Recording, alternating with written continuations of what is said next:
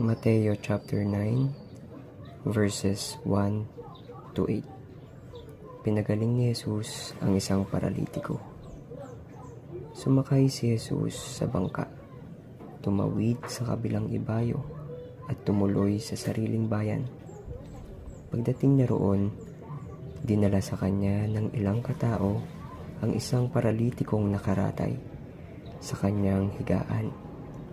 Nang makita ni Jesus kung gaano kalaki ang kanilang pananalig, sinabi niya sa paralitiko, "Anak, lakasan mo ang iyong loob. Pinatatawad ka na sa iyong mga kasalanan."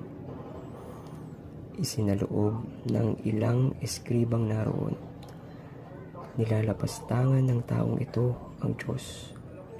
Ngunit batid ni Jesus ang kanilang iniisip. Kaya't sinabi niya, "Bakit kayo nag-iisip ng ganyan? Alin ba ang mas madali? Ang sabihing, ipinatatawad na ang mga kasalanan mo? O ang sabihing, tumindig ka at lumakad?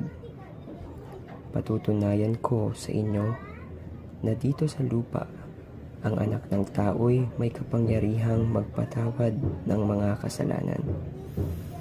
At sinabi niya sa paralitiko, "Tumindig ka, dalhin mo ang iyong higaan at umuwi ka." Tumindig nga ang lalaki at umuwi. Nang makita ito ng mga tao, sila'y natakot at nagpuri sa Diyos na nagbigay ng ganitong kapangyarihan sa mga tao.